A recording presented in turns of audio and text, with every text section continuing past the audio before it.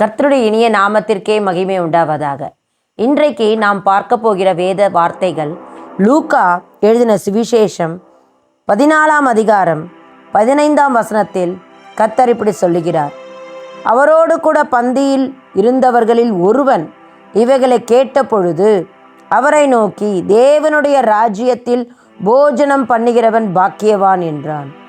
தேவனுடைய ராஜ்யத்தில் நாம் போஜனம் பண்ணும்படி கர்த்தர் நம்மை அழைத்திருக்கிறார். கர்த்தர் நம்மை தெரிந்து கொண்டிருக்கிறார்.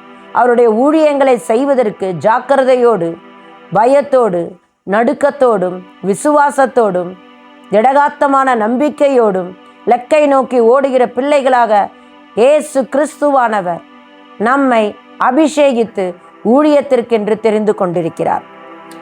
ஹல்லேலூயா. அவருடைய பந்தியில் பங்கிருப்பதை குறித்து வெளிப்படுத்துதல் சுவிசேஷத்தில் மிக அழகாய் சொல்லியிருக்கும்.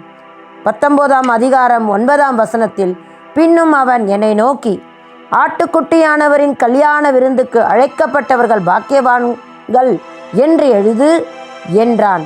மேலும் இவைகள் தேவனுடைய சத்தியமான வசனங்கள் என்று என்னுடனே சொன்னான். ஹல்லேலூயா. அவருடைய பந்தியில் நாம் பங்கெடுக்க வேண்டும் என்றால் ஆயுத்தமாக வேண்டும்.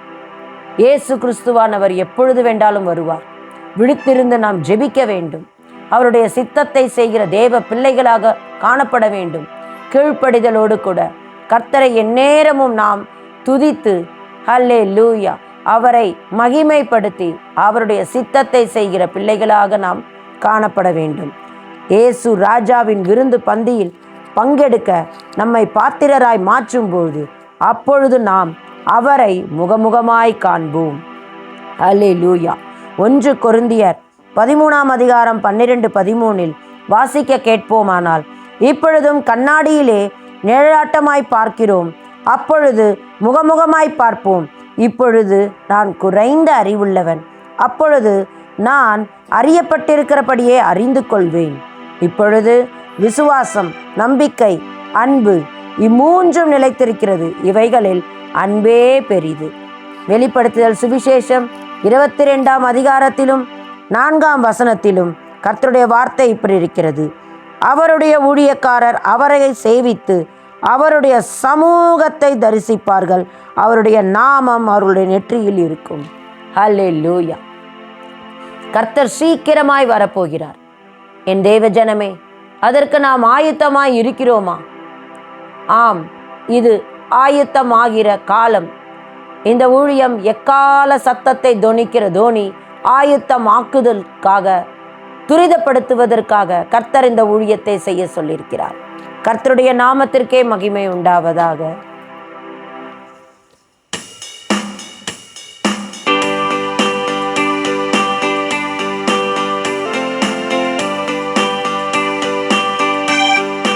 இயேசு ராஜா வருகிறார்.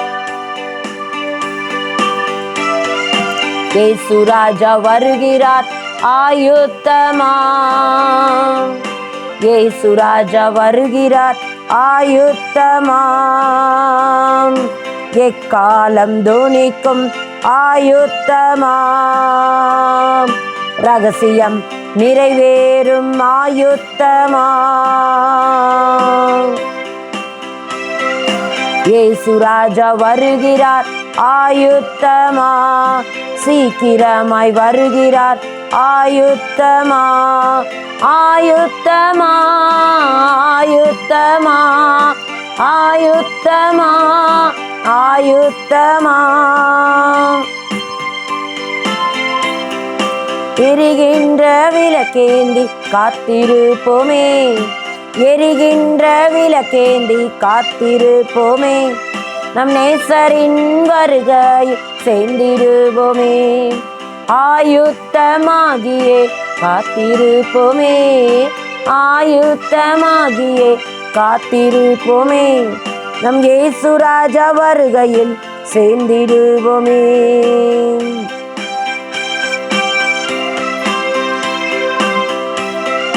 துதி சத்தம், கீத சத்தம் உயர்த்திடுவோமே. துதி சத்தம், கீத சத்தம் உயர்த்திடுவோமே. எக்கால சத்தத்தை உயர்த்திடுவோமே. எரிகோ போல் தடைகளை தகர்த்திடுவோமே. தேசத்தின் ஜனத்திற்காய் ஜெபித்திடுவோமே. தேசத்தின் ஜனத்திற்காய் ஜெபித்திடுவோமே. சாத்தானின் கோட்டைகள் தகர்ந்து போகுமே. சாத்தானின் கோட்டைகள் தகர்ந்து போகுமே. மின்னலை போல் சாத்தானே விழுந்திடுவானே. மின்னலை போல் சாத்தானே விழுந்திடுவானே. சிலுவாயின் ஜெய கோடி ஏற்றிடுவோமே. சிலுவாயின் ஜெய கோடி ஏற்றிடுவோமே. இயேசு ராஜா வருகிறார் ஆயுத்தமா.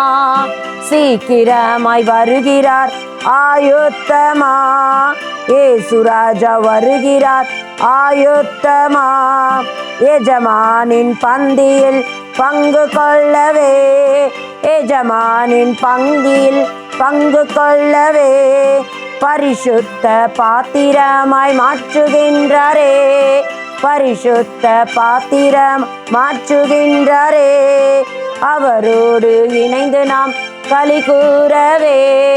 அவரோடு இணைந்து நாம் மகிழ்ந்திருக்க.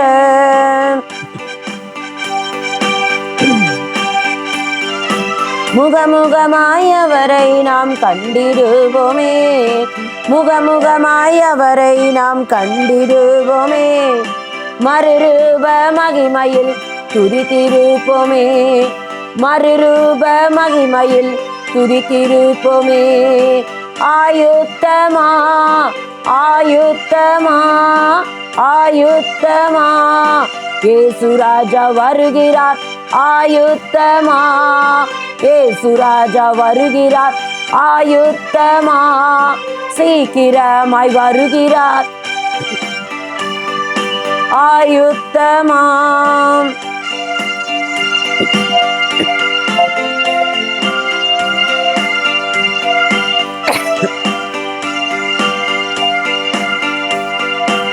ஹல்லேலூயா. கர்த்தருடைய நாமத்திற்கே மகிமை உண்டாவதாக. நம் இயேசு ராஜா சீக்கிரம் வரப்போகிறார். ஆதலால் நாம் ஆயுத்தமாய் காத்திருப்போம். இயேசு ராஜா வருகையில் மகிமையில் சேர்வோம். ஹல்லேலூயா.